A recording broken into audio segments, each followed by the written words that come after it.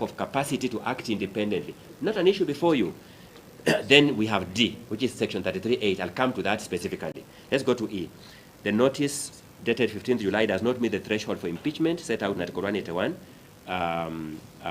And the Meru County Assembly standing orders, hence the same B, and hereby set aside an order of injunction restraining the respondents in any manner from discussing, debating, or any way dealing with the removal of from office through impeachment. These are the issues in Meru. I will revisit the issue of section 33.8. Next. So if you look at the issues in Meru, there are issues that are preventive in nature. There are issues that are seeking to stop a threat to violations, which is a complete remedy in Article 22, Article 23 of the Constitution, a threat. There are preventive issues, there are Medicare issues. They seek to prevent death. The petition before you is a post-mortem. It's a post-mortem. So that the respondents and the interviewer are telling you that why is the mortician looking at this body when the doctor also looked at it earlier? I mean, that's curious.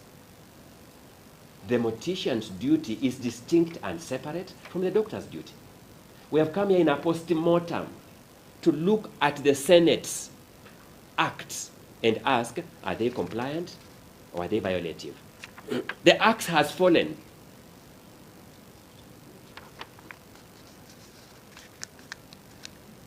Allow me to address you on the issue of section 33.8 of the County Government Act. Number one,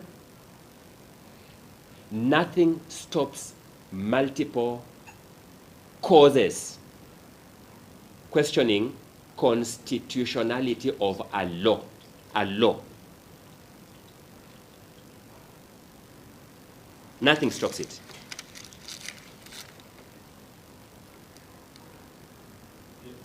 And number two, particularly because the parties are not the same. The parties are not the same. The County Assembly is affected by section 33.8. And therefore, the cause against the County Assembly can very well include a challenge on that section. The Senate is affected by section 33.8, meaning the Senate, the action against the Senate can very well address that issue. Nothing stops the petitioner before you from filing a case against even the Attorney General in his capacity under the Constitution to challenge the constitutionality of this provision of the law. We are not seeking different factual findings on the same facts. We are seeking an interpretation of the law on this question. Once one court has determined this matter, one or the other, that will be an authority before the other court. That will be an authority before the other court. In fact, my Lord, the proper thing is to ask, what remedy does the law provide in ordinary litigation where a matter is filed before two courts sub judice? The remedy provides that you stay one and proceed with the other. Here we are fortunate that we are proceeding with this matter today before the matter in Meru is heard. The law does not provide for any drastic remedy than just proceed with one first. Finish it before you go to the other. That's all.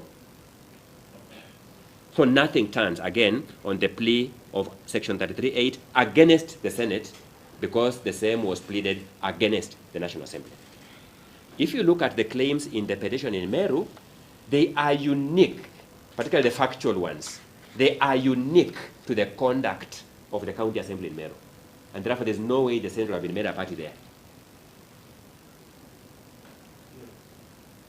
And if you look at the allegations before you, the factual allegations, they are unique to the conduct of the Senate through its foremost officer, the Speaker. So that should, by and large, dispose of that matter. Can I get a reminder of my 30 minutes? I have no intention of saying anything more than my 30 minutes. Yes, 23 minutes. Thank you so much. Allow me to deal with now the issue of whether this court has power for merit review. Again, it's the way we read authorities. I think that is the problem. Let's go to the Sonko case that everybody has cited. You'll find it in volume 10 of the petitioner's documents at page 345. Volume 10. Yes. Volume 10 of the petitioner's documents at page 345.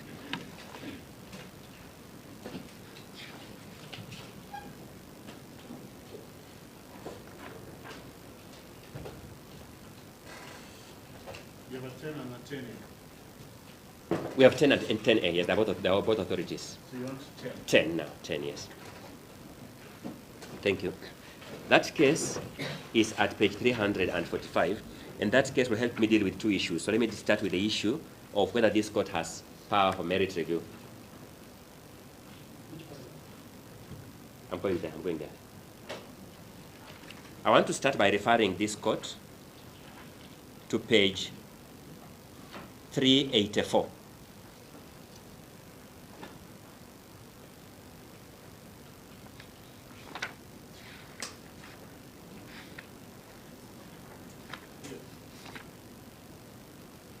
First, let's look at paragraph 148 of that judgment. Let's look at how the issue is framed by the Supreme Court. How the Supreme Court frames the issue. Whether, yes, page 384 or now. Okay.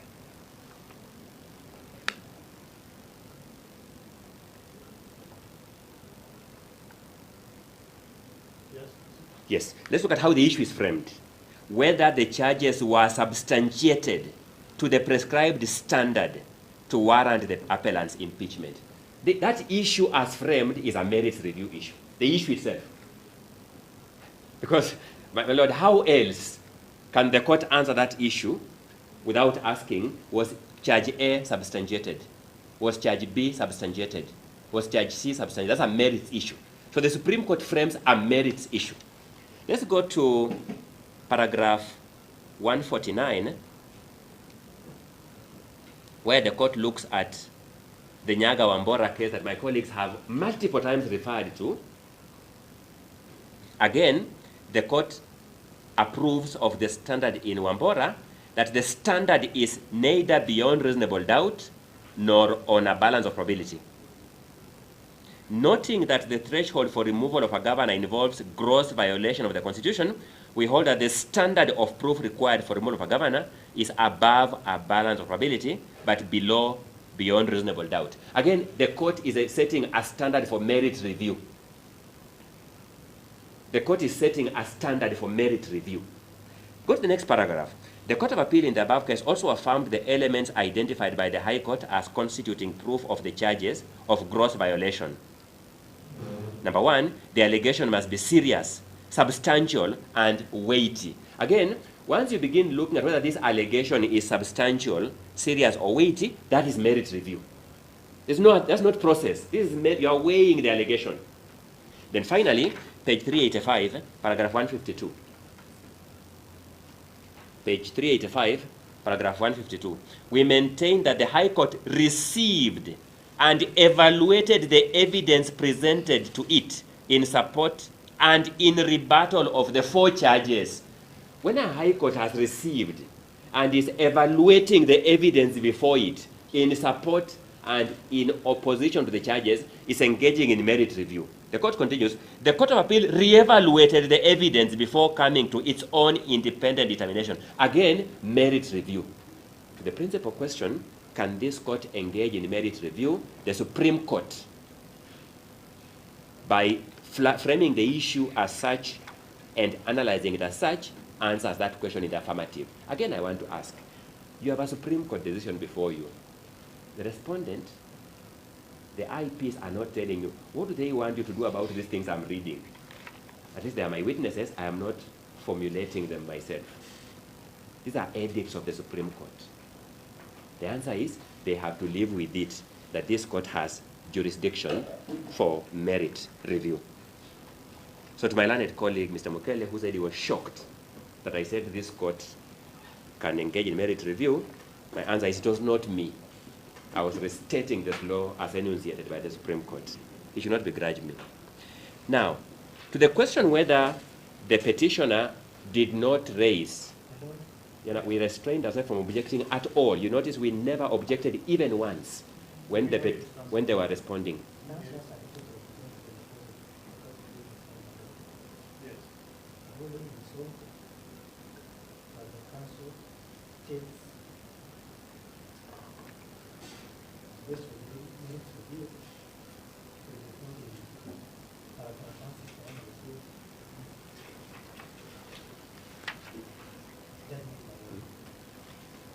And I hope my time has been frozen, because I don't think that's an objection, but let's see. My Lord, in that case, the court is principle governing the process of impeachment for removal of accountable man. My Lord, you know that country was never had it partially selected. Let's now put my conduct into question. My Lord, when you look at paragraph 161.4, Yes. the court correctly observes that the mandate, the removal of a governor is both a constitutional and political process. It's merit. The mandate of the courts is restricted by the doctrine of separation of powers to determine whether individuals' rights, dignity, and fundamental freedoms are being preserved and protected in the process without usurping the powers and functions of the legislative branch of government. That's correct. That is the law. Counsel, this is an extremely spicy case. It's a very, very case. Counsel O'Brien? Yes. Let me speak to you. Yes. You read 161 Roman 4. Please now read Roman 8. Yes.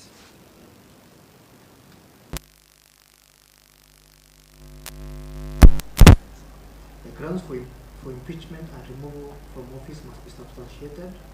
The standard of proof is intermediate, that is, above a balance of probability, but below all reasonable doubt.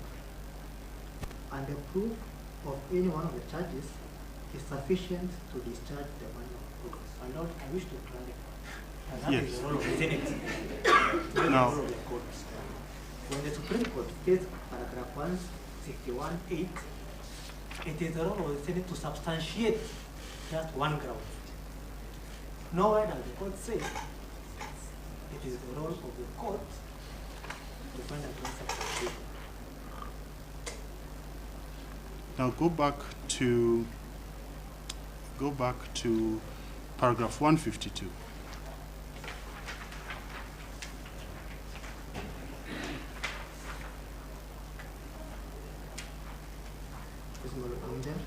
Now there's a very famous phrase, because this is cited quite a lot in constitutional petitions, as to what perhaps the trial court is the High Court, the first appellate court, the Court of Appeal, and then what the Supreme Court can do. It starts with "we cannot." It's in somewhere in the middle of 152. We cannot. Substitute ourselves into the two courts and take up the roles of analyzing the evidence afresh for that time. Now, if the Supreme Court is saying it cannot reanalyze the evidence, who analyzed the evidence?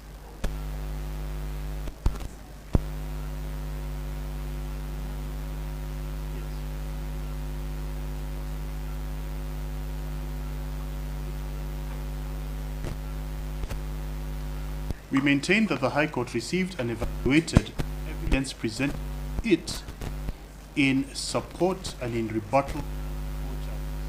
The court evaluated that evidence, coming to its own independent determination.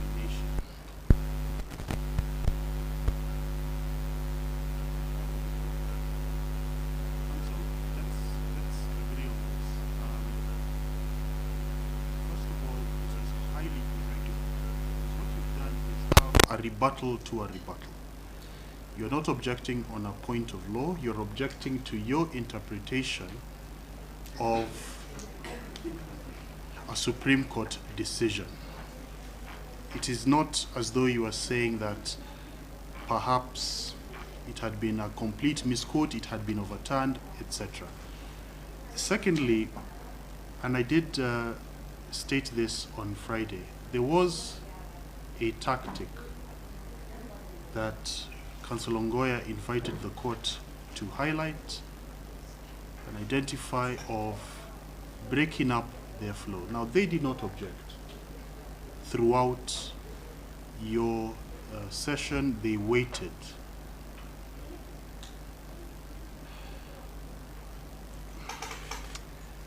But let's do it differently.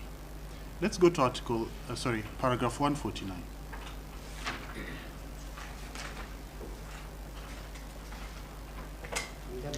Yes. So the Court of Appeal in the above case, that is Wambora, which has been cited by your side extensively, the Court of Appeal, so it starts halfway down. The Court of Appeal in the above case also affirmed the elements identified by the High Court as constituting proof of the charges of gross violation of the Constitution or written laws as follows. The allegations must be serious, substantial, or weighty. There must be a nexus between the governor and the alleged gross violations.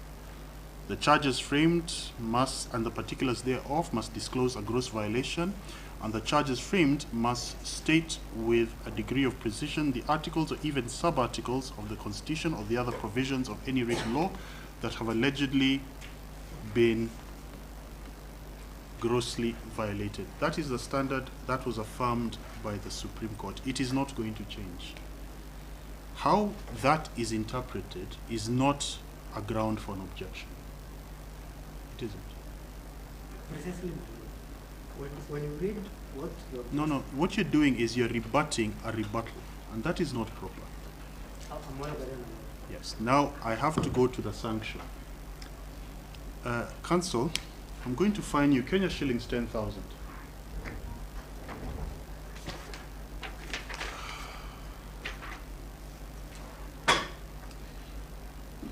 Please remind me of your full name.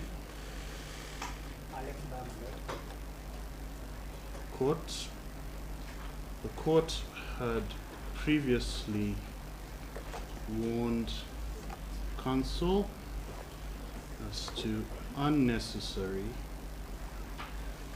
and non-legally founded objections that have the effect of interrupting the flow of opposing counsel's submissions. This was done on Friday after repeated objections elongated the highlighting, which should have concluded on that day, but which was spilled. Sit down.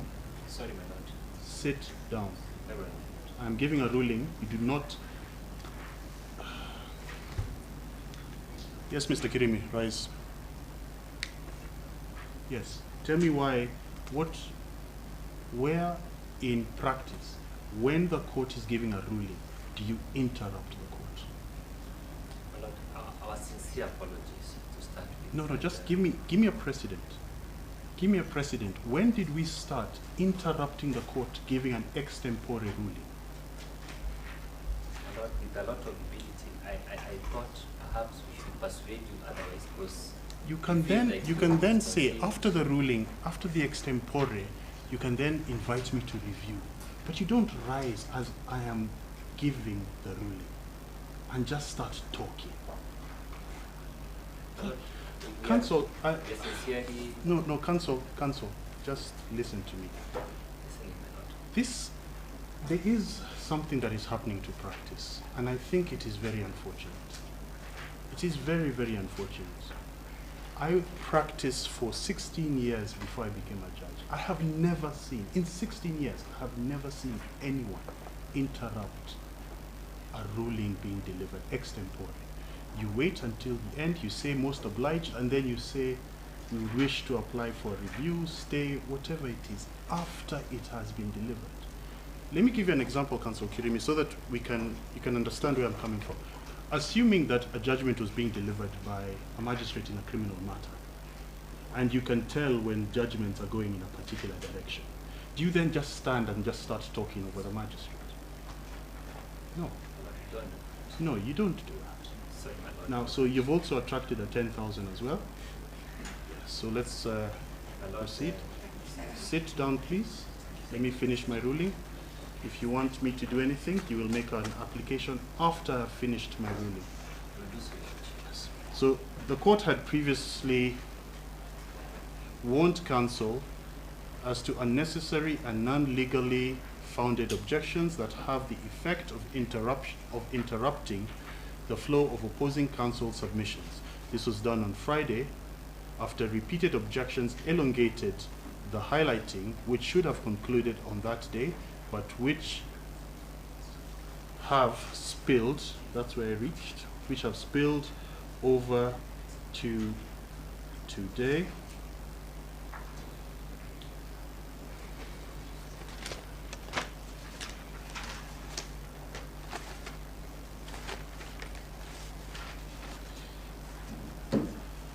Counsel Alex Mbaya rose on an objection that was in substance a rebuttal of the submissions in rebuttal that were being made by counsel Elisha Ngoya.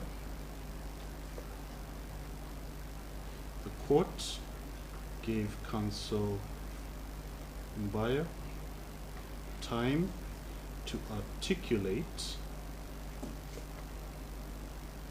but it became clear what his contention was, is that counsel Ngoya had misapprehended and misapplied the referenced Supreme Court judgment, and in particular the dicta on merit v. process review. That is not an objection, and consequently it is fit and proper that counsel Alex Mbaya be fined Kenya shillings 10,000 to be paid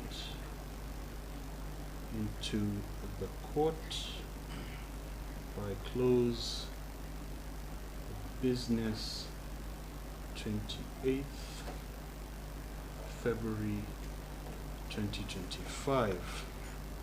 Separately, and as this court was delivering its extempore ruling as above, at the point the ruling had turned adverse to counsel Mbaya. Remind me your first name? Last name is Kirimi.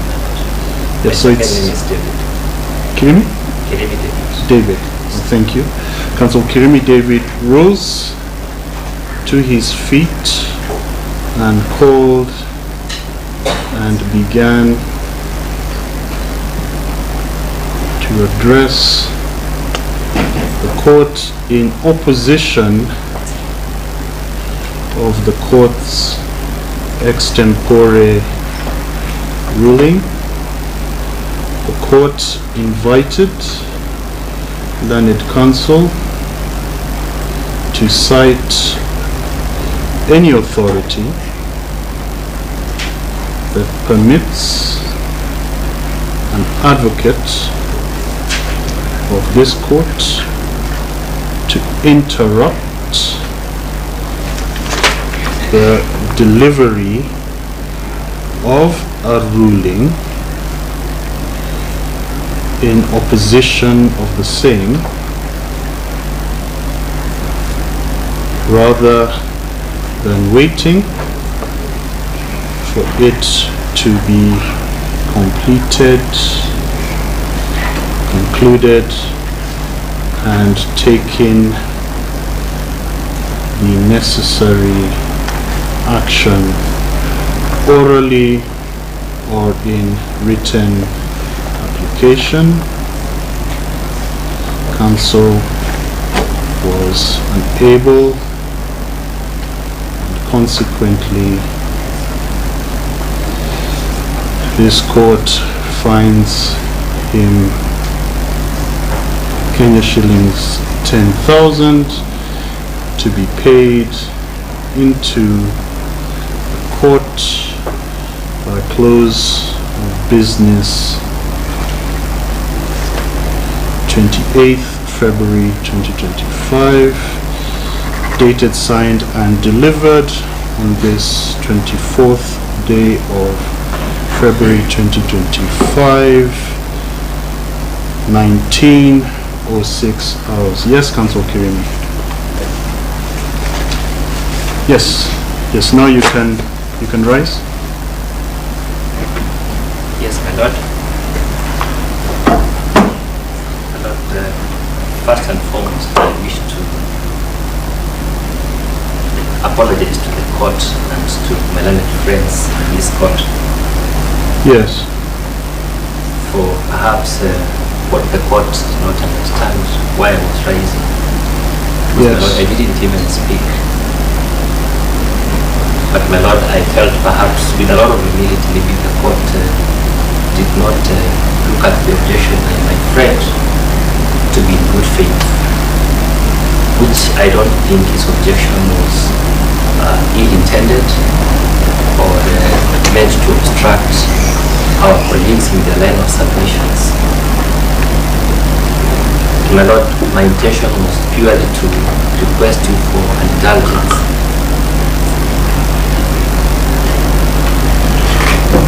And to apologize, my lord.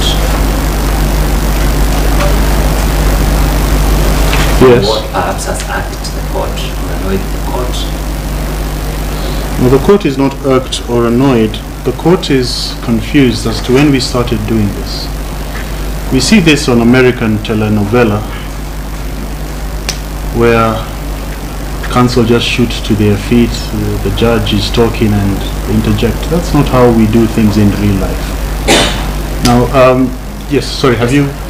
Yes, just proceed. Thank you, my lord. And mine is to sincerely say that that was not the intention to obstruct your lordship or to appear disrespectful of this court or your lordship or of our colleagues in this humble profession. And my lord would be kindly beseeching you to consider the orders you've just given. With a lot of humility, your lordship, I urge you to kindly review them and set them aside as we finalize the hearing of this petition, so that your lordship doesn't appear to any party that maybe were gagged or orders were issued, the court was annoyed, and my lord, but we've taken the lesson that the court has given us, has reminded us. Your lordship, I wish to tell you that whether we are appearing before you or before any other court, the lesson the body does as well. Thank you very much. Counsel Mbaya, do you have anything to say? Thank you, my lord. I also wish to send apologies to the court. And also wish to point out Yes. that my objection was not ill intended. A lot of my expectation was that if this honorable court found that my objection was not merited, which was raised in good faith, Yes. that this honorable court would just overrule it and probably give directions as Yes. to what it would consider an objection on a legal issue. My lord, you remember last week, the objection that I raised was a legal issue, which this court upheld, Yes. and I also expected that this objection was a legal issue, Yes. which probably this court would have upheld. Yes. And therefore, my lord, whereas I, without any reservations, apologize to the court, Yes. and also seek that this court review its orders, I urge the court to make a finding as to whether it is open for the respondent and the interested party in opposition to the petition to raise any issues at this point which they consider may be misleading the court, because my lord, what we are doing is we are trying to help the court to come at a fair and just finding. So that, my lord, justice can be done in this case. My lord, you are always told that cases are not ours as counsel. Yes. Cases belong to clients. But as counsel, we are duty bound to do everything under the law to protect the interest of our clients. And sometimes counsel can go overboard in Yes. protecting those interests.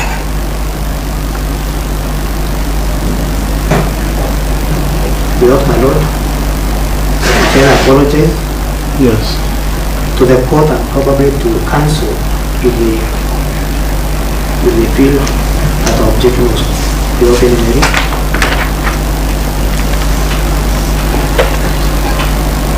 I Yes. seek the court's directions. I'm most obliged, my lord.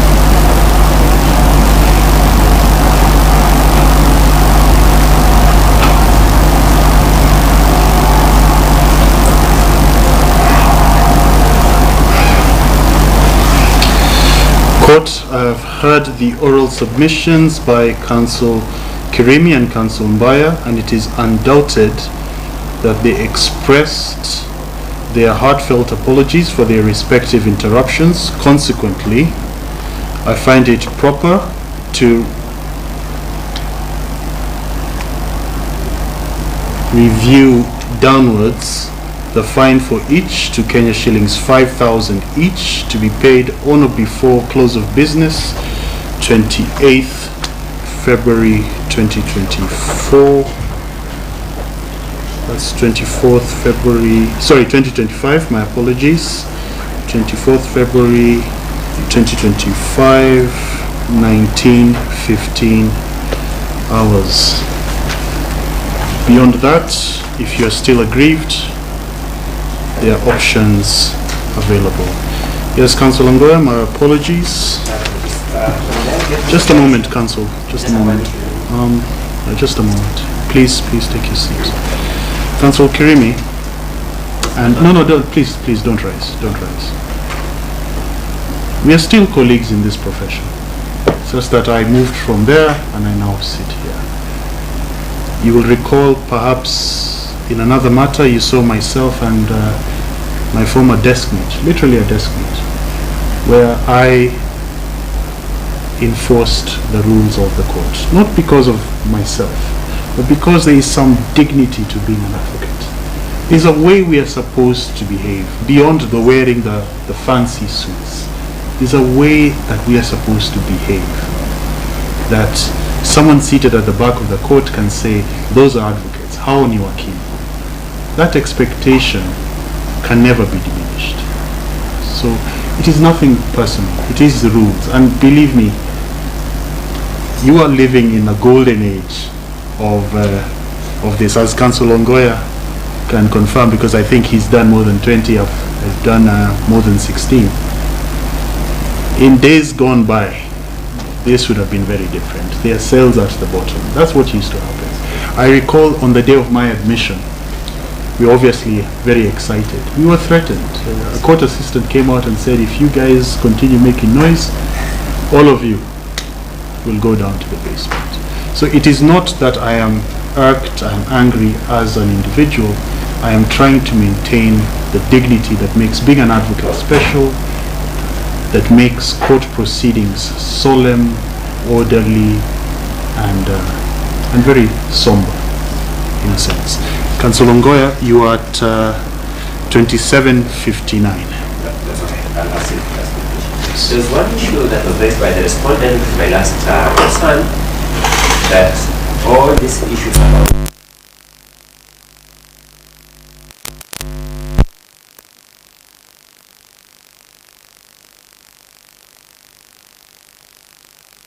found in two places. One is volume 2 of the petitioner's documents at page 16, where you will find the program of the Senate for the hearing.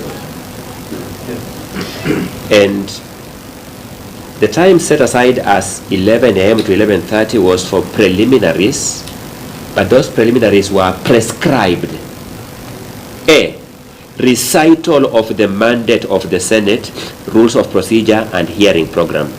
That is by volume 2, page 16.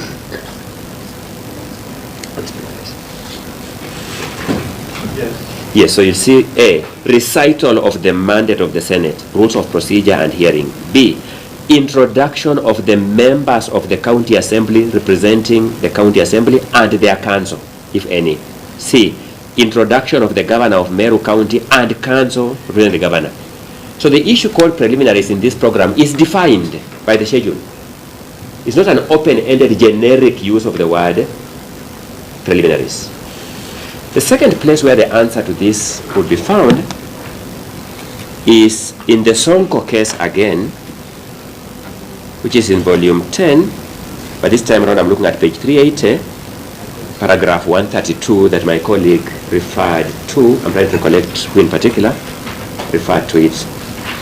At the beginning of the hearing, the appellant raised a preliminary objection to the effect that the issue before the Senate was sub judice, as they were also the subject of some 4 active court cases, that there was a conservatory order issued in ELRC petition number 35 of 2020 prohibiting the County Assembly and the Senate from proceeding with any motion for the removal of the appellant from office.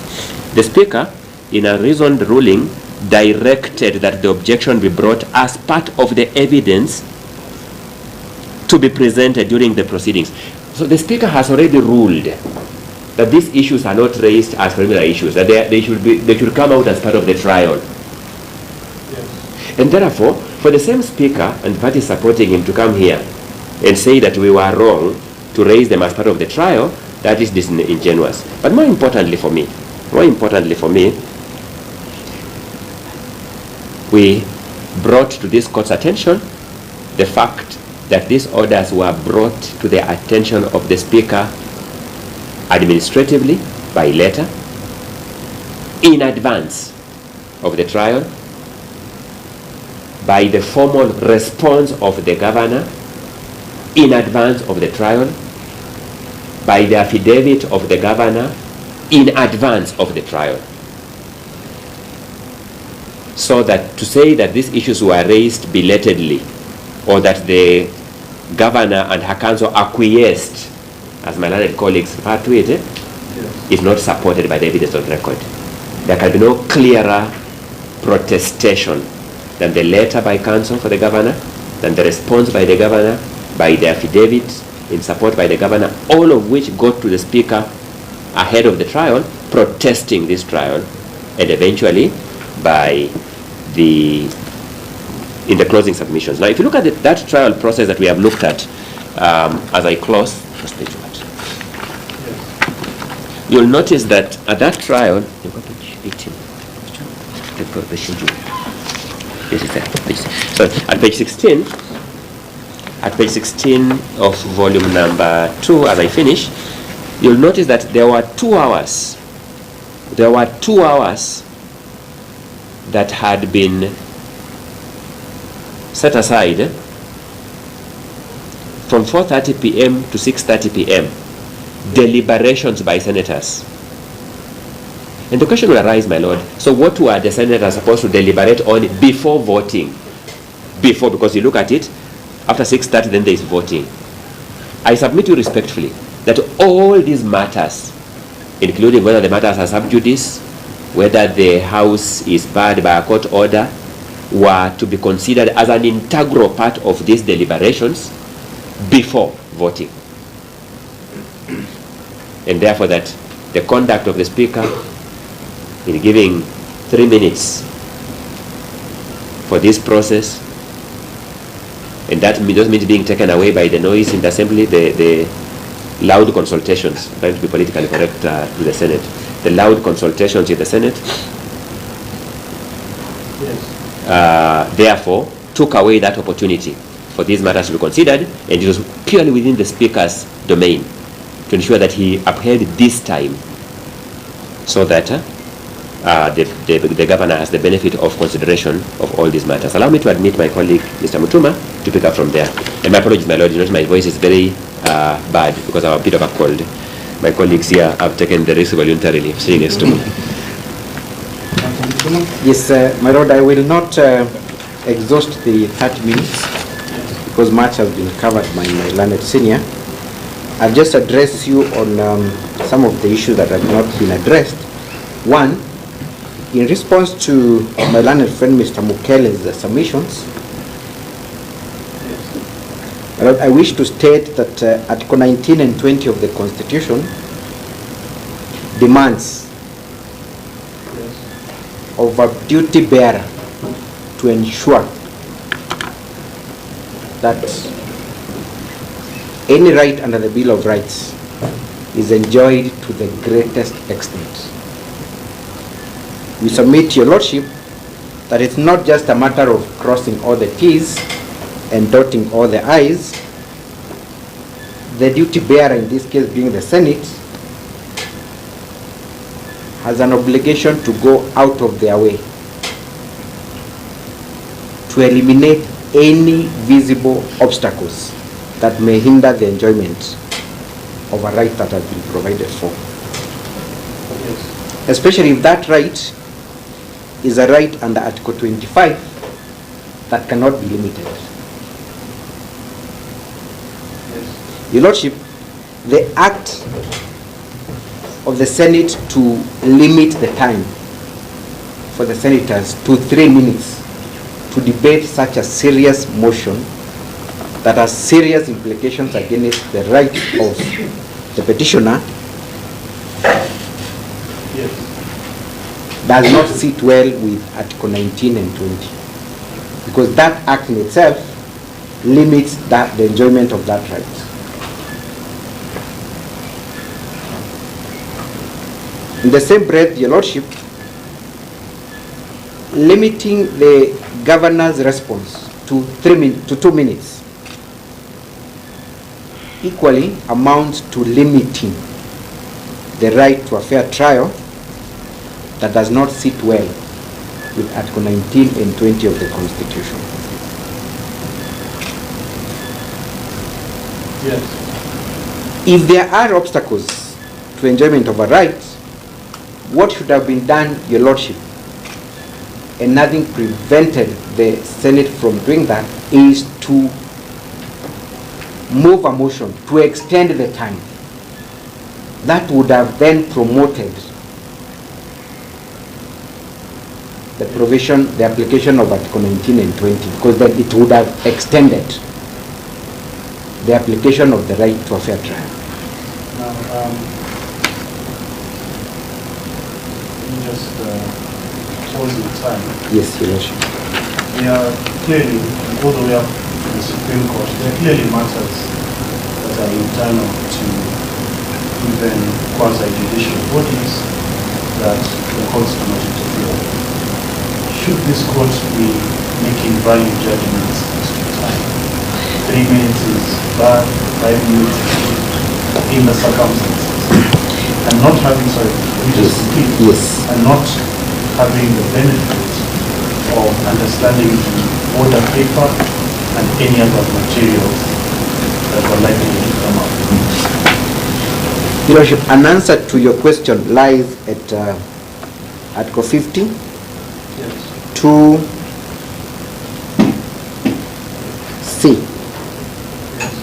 that a person facing a trial, such as the governor in this case, has a right to have adequate time and facilities to prepare a defense.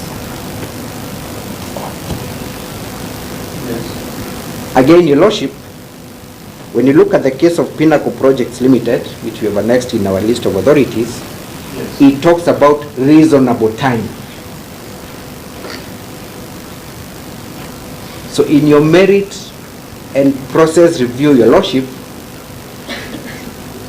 you would then have a duty to determine whether 3 minutes shared across over 60 senators, which translates to less than 3 seconds per senator, is by whatever standard reasonable or adequate. Once you find that it is not reasonable, Your Lordship, and reasonable is in the ordinary interpretation of the ordinary person, then you should come to the conclusion that there was a limitation to the right to fair trial.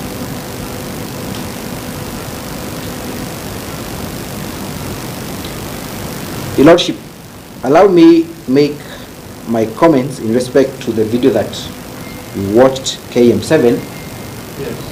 because again, Counsel Mukele told court that it is very clear that the Speaker gave time to the governor to respond, and she declined. Your Lordship, first, Senate is a house of records. Those records are stored by way of Hansards. We have not seen anywhere where the governor is recorded as declining to make her remarks. If she did, it ought to have been captured. In the absence of anything in terms of record, if there is any doubt, then, Your Lordship, that doubt can only be given to the benefit of the person who alleges that their right has been violated. Again, Your Lordship, we all watched KM7. Clearly, Your Lordship, you can see just before the Speaker gave the Governor an opportunity to speak, there were what they are calling loud consultations, which Council has admitted were commotions. That is not in dispute, Your Lordship. The Speaker proceeds to switch off the microphone, explaining why we can now not hear the loud consultations. I ask the court to take judicial notice of that aspect and be guided by the preceding paragraphs of the answers, which confirms from the mover of the motion, Honorable Aaron Cheriot, that in light of members having chosen to behave in a disorderly manner, even the mover of the motion himself was unable to make a reply.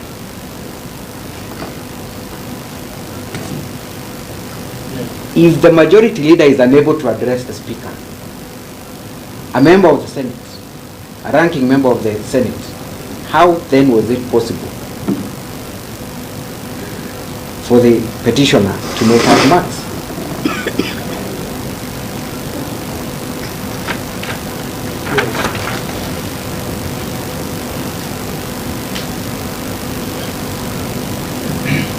Your Lordship, on the issue of sub judice,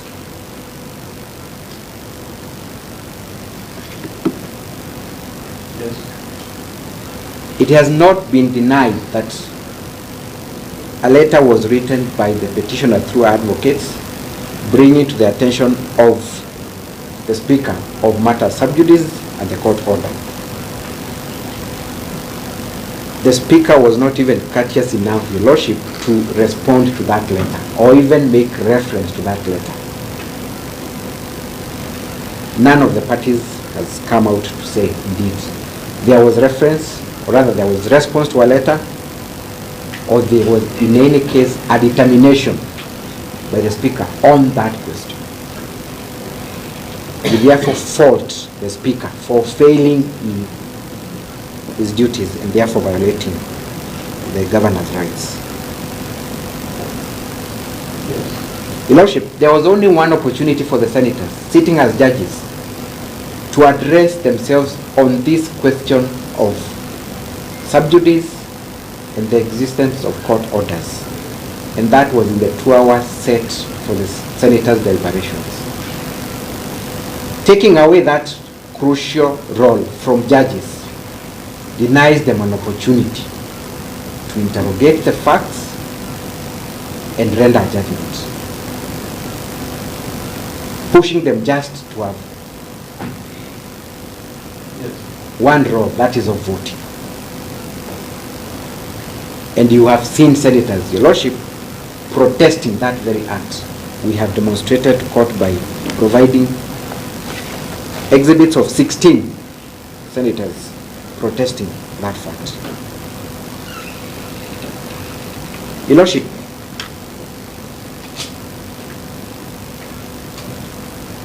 you were then told by Counsel Murerwa and Counsel Mbaya that you risk upholding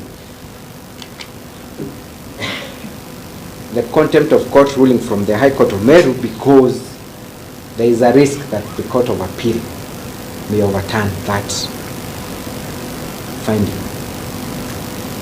Your Lordship, this court can only apply facts as they are, not as anticipated. You cannot be asked to act in speculation.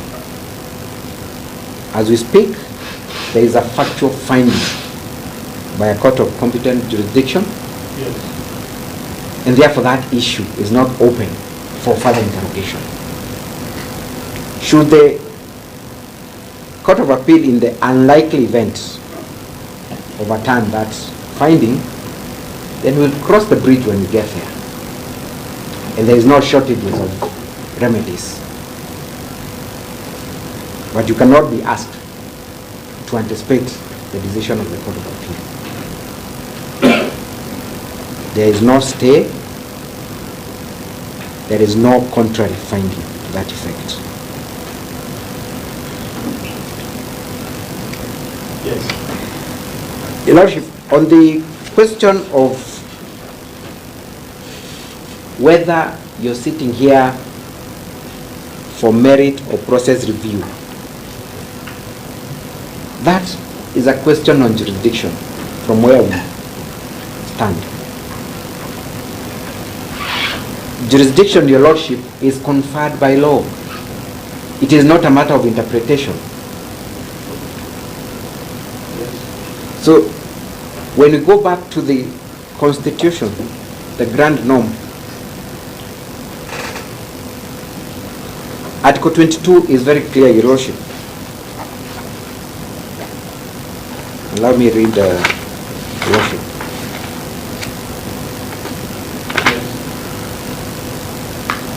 That one of the remedies available in a constitutional matter such as this one is an order of judicial review. So jurisdiction has been conferred exclusively to you, Your Lordship, to issue an order of judicial review. There are three main remedies under judicial review: an order of prohibition, an order of mandamus, and an order of certiorari. An order of certiorari, Your Lordship, is an order that comes out after a merit review.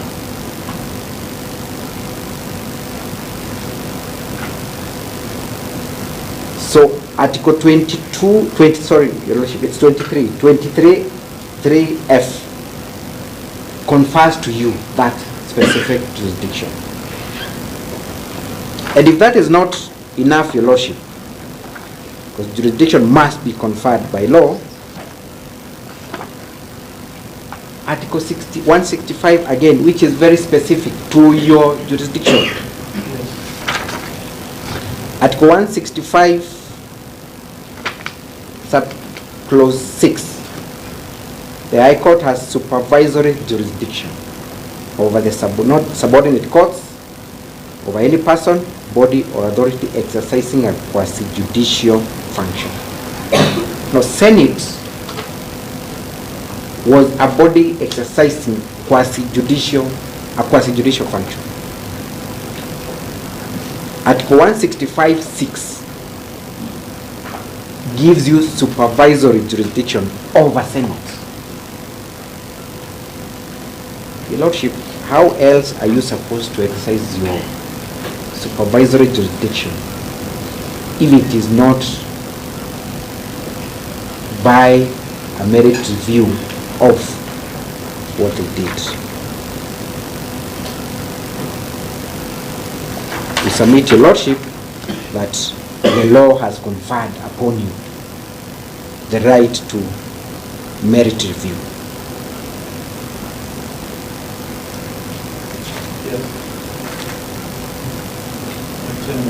Thank you, Your Lordship. You have also been given a number of authorities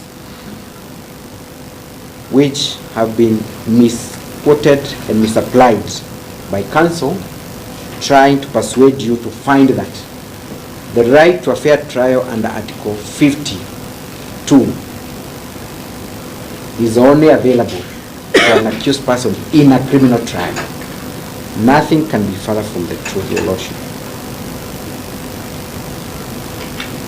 The Moses Wetangula Masika case, Your Lordship, for example, is very distinguishable from the case before you. Why? The rule on double jeopardy in that case was not being applied in light of Section 33(8) of the County Governments Act. We're not even asking you to apply Article 50(2)(0), hook, line, and sinker. We are only asking you to compare Article 50.2.0 with Section 33.8. So we are not saying that the rule against double jeopardy is applicable in all trials, whether criminal or quasi-judicial or quasi-criminal. It is specifically on impeachment cases. Why, Your Lordship? The Moses Masika case is a case that did not require any party to take a plea. Therefore, there was no one accused by dint of Article 52. You had a claimant and a respondent. There were no specific charges against any individual in an election petition. In this case, Article 52 talks about an accused person facing a trial. Now, it has not been disputed that the petitioner was facing a trial. Yes. None of the parties has disputed that fact. It was also not disputed that the petitioner was accused of some charges qualifying her as an accused person. Therefore, one cannot lift the holding in the Moses Masika case, an election petition, which is to a larger extent a civil matter, and replace it with a trial of a governor, like in this case. On the same issue, Your Lordship, when you look at the case of Moses Wetangula Masika, and I've forgotten the citation of the other case where there was a disciplinary action, what was being challenged by the two persons were processes in two different forums. The court forum, where an election dispute is determined, and subsequently a criminal trial that now is based on the outcome of an election petition. Yes. Similarly, in the other case, I think it was the LSK case, where there was a disciplinary action, an internal disciplinary action. Then as using the outcome of the disciplinary action, criminal charges were preferred in a different forum. Now, our issue is quite different, Your Lordship. Yes. We are talking about a process in the same forum, based on the same set of evidence and facts, seeking to persuade the fact finder, in this case the Senate, to arrive at a different outcome. So the rule on double jeopardy in this case must be applied strictly and uniquely to the case before you, not compared to other processes that took place before. Lastly, on that issue, Your Lordship, is that in an election petition, there are no personal or individual penal consequences against any person. The outcome of an election petition is that the results are either upheld or nullified. End of the case. If there are instances of electoral offenses, the court then will direct the necessary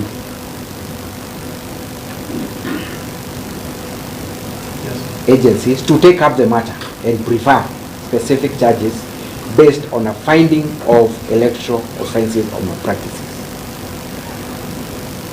Yes. Now, if the governor is found guilty by Senate, nothing prevents the DPP from taking up the matter and charging him or her in a criminal trial. So the rule to double jeopardy would not apply in that instance. But in this case, the same fact finder, based on the same facts, based on the same evidence, cannot be invited twice to look at the same issue, because that would amount to breaching the right to a fair trial. Having said that, Your Lordship,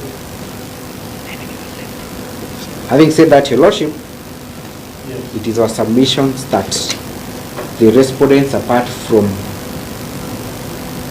blanket denials, have not been able to rebut or controvert any of the evidence that has been adduced by the petitioner in support of our case. We humbly request you to find in favor of the petitioner and grant all the relief sought. We humbly submit. Thank you, Your Lordship.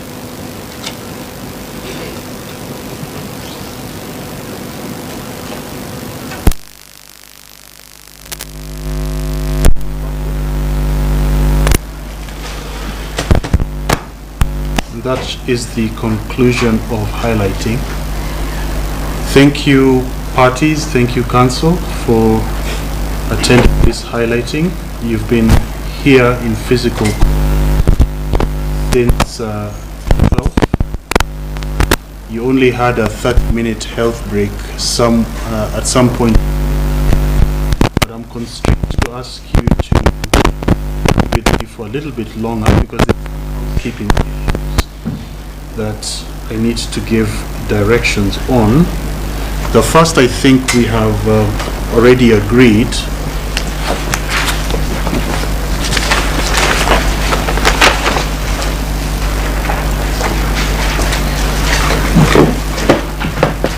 I've been writing so long, I've run out of ink.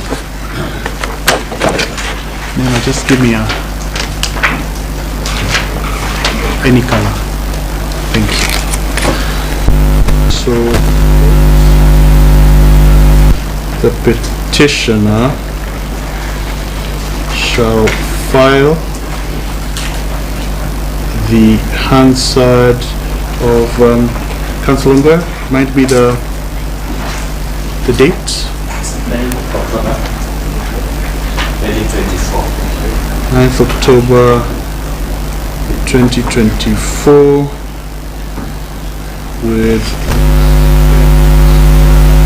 two comments made by senators in the August House referencing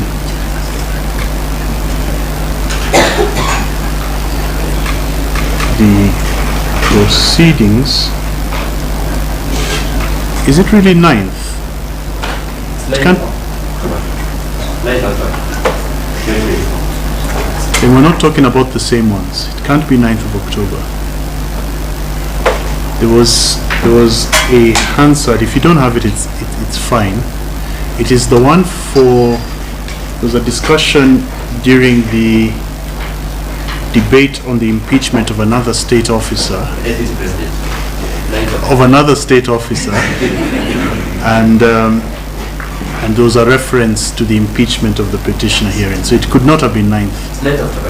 9th of October. Sorry. I wrote August. Sorry. 9th of October 2024, with respect to the comments made by senators in the August House regarding the process of impeachment impugned herein. So that's by end of day today? Correct. End of day today. Other parties to download from CTS. The parties opposed shall have limited leave to file written submissions of not more than 5 pages on the question of the Meru High Court ruling dated and delivered on 13 February 2025 and its applicability or otherwise to the present case. Other parties to download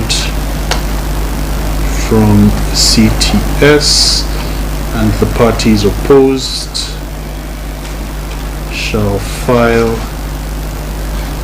by close of business 25th February 2025. So those two we had agreed. There is then the issue of the videos. Perhaps two of you on the side opposed can, in very, very brief. Yes. My Lord, before we address the question of the videos. Yes.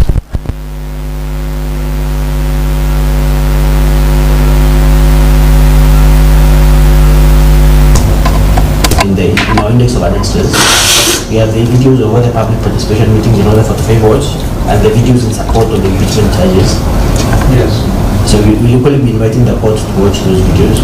If you've put it as evidence, yes, I'll have to go through it. Indeed, my Lord. Rest assured of that. I don't think there's been an objection from those in support, from the petitioner and those in support. The sticking point is those links. And what then happens if I want to expand? So maybe two of yourselves could address. By expanding means there are other sources, public sources that have.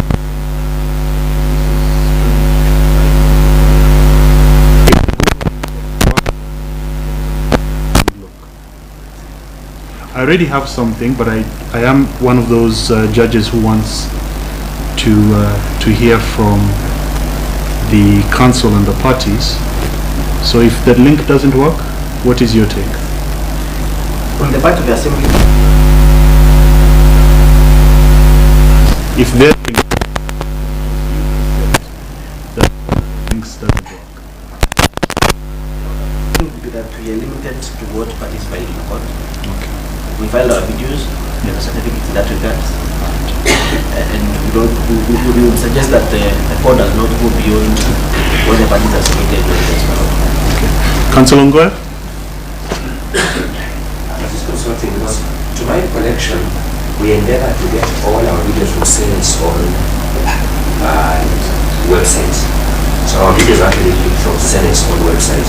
I just confirm there was any that was not clicked from there before I had confirmed. I know we endeavor to just click from Senate's own website because for obvious reasons we need one to deal with authenticity issues, but then we wanted to put Senate with its own links. Not only DKM1, if I was separate, so that all the other links are clicked from the Senate's own website. So they are Senate's own videos, which get the authenticity is landing in that. Yes. Your Lordship, if I may. Yes. In the same regard, then if the video is not picked from the Senate website, or that the allegation in the certificate is that the video was taken from the Senate website and it is not, then I also pray that the same be disregarded, Your Lordship. I'll deal with that because you've submitted extensively on that. So I've heard you. This is my direction on that. The court shall not, in considering this matter, that should be, the court shall, in considering this matter, limit itself strictly to filings and only relying on links and documents filed, and no reference shall be made to public documents or public arena videos. So for better or for worse, I will only limit myself to what you have filed. Okay, so anything else? I do have to formally confirm the judgment once more, even though I gave that in an order.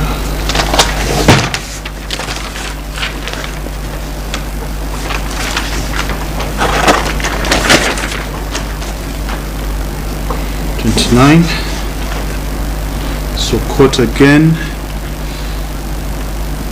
as stated in previous directions, upon the conclusion, my apologies, I had mentioned something about 15 minutes highlighting. Are we still doing that? I have Wednesday available, 9:30. Yes, my lord. Sorry. It's been a long day. So, further highlighting, limited to those opposed who will have filed submissions on the Meru ruling on 26th of February 2025 at 9:30 a.m. 15 minutes in total. So it's 15 minutes in total. My lord, you were under the impression that it is 15 minutes each for each of the parties. You're too many. You're too many. Can we do 10 minutes each then, my lord? So such that we take 3 parties, it is 30 minutes. Then I'll dispense with the highlighting. It's too many, and I am not moving the judgment date. So I have other hightings. I took out matters today. If you go beyond that, I'll have to take out matters on Wednesday. So to strike a fair balance, you have 5 minutes, you have 5 pages, limited to 5 pages. So around 3-4 minutes each, and it'll be 3 of you because you'll be repeating each other. Maybe I can stretch you to 20 minutes, but no more than that. We are comfortable with 20 minutes, my lord. Yes, in total. Yes. In total. 20 minutes in total. Just a moment.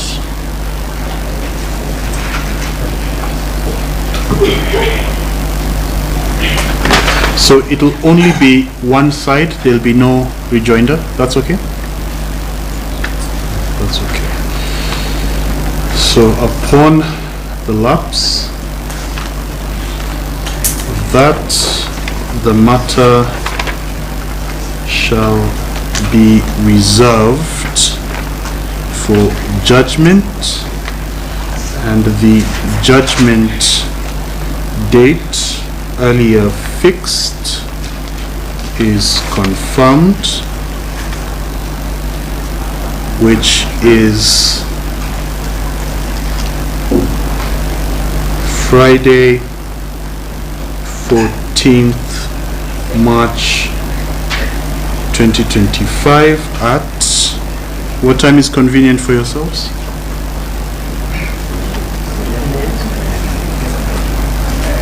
It's a Friday, you're not. Yes. Unfortunately, in between the time I reserved it, Yes.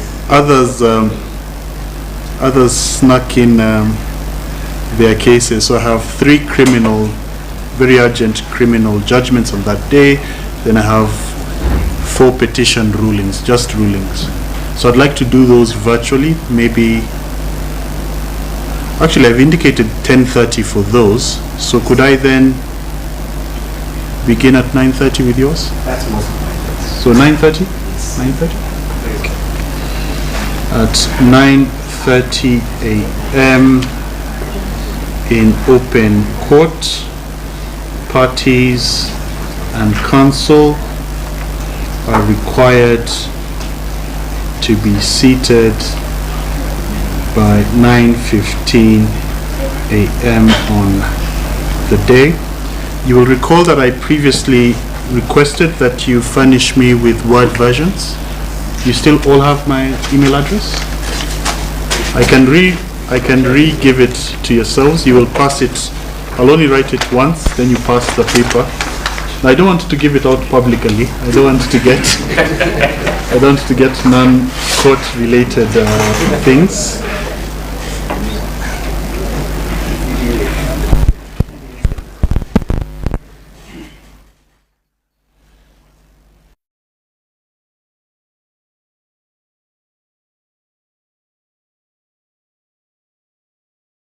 By Wednesday close of business, please give me your written submission. So once more, in a rush, eh? Yes. Is it okay to maybe do a hybrid virtual physical just in case? Because I may have a commitment next time. Or I can just send counsel to online. Yes, you can send counsel for the judgment. Yes. We will endeavor, it's courtroom specific, our ability to stream. So we'll endeavor to find a courtroom where I can log in and we can stream.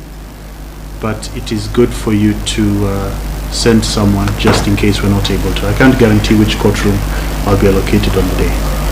So thank you very much, all of you, parties and counsel. If you require any confirmation that you are not out on a date and the judge of the High Court kept you until 8 p.m. on a Monday morning, you can just file an application. I'll give you orders ex parte. Thank you. Have a good evening.